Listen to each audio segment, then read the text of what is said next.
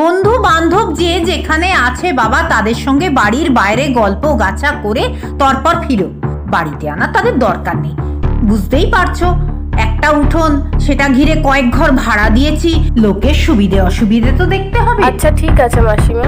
হঠাৎ মসলন্দপুর ছেড়ে কলকাতার দিকে পারি? হঠাৎ মসলন্দপুর ছেড়ে ব্যাঙ্গালোরে পারি?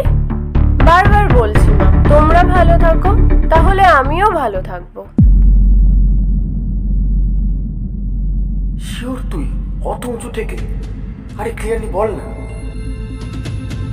আরে ঠিকঠাক করে না বলে আমি তো কাজটা করতে পারবো না। এত রাতে কে যে কথা বলে। শোন না, আমি যেখানে ভাড়া এসেছি না, ঠিক তার পাশের ঘরেই আর একজন থাকে। সারা রাত গুনগুন গুনগুন করে কি সব যেন বলে। অফিসের ছাদ থেকে ঠেলে ফেলে দেবো, নাকি ওই ঘোরানো সিঁড়িটা যেটা সেখান থেকে ঠেলে ফেলে দেবো?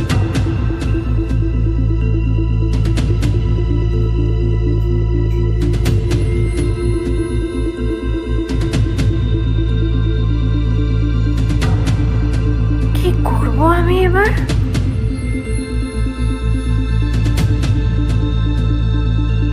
দেখ, আমি কিন্তু রিভলভার ব্যবহার করতে পারবো না। আমার মনে হয় খুর দিয়ে মারাটাই ভালো।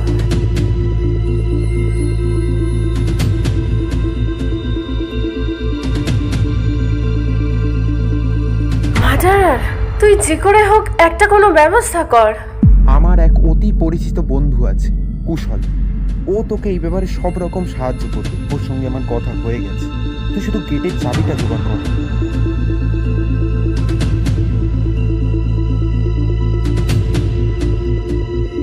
নমস্কার। হ্যাঁ নমস্কার, আপনি কি কুশল বাবু? হ্যাঁ, আমি কুশল বাবু। কি ব্যাপার বলুন তো? দেখুন, এভাবে তো সব কথা বলা যায় না।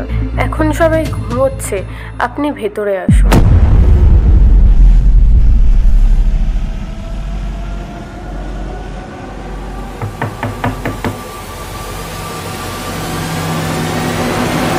কি ব্যাপার বলুন তো?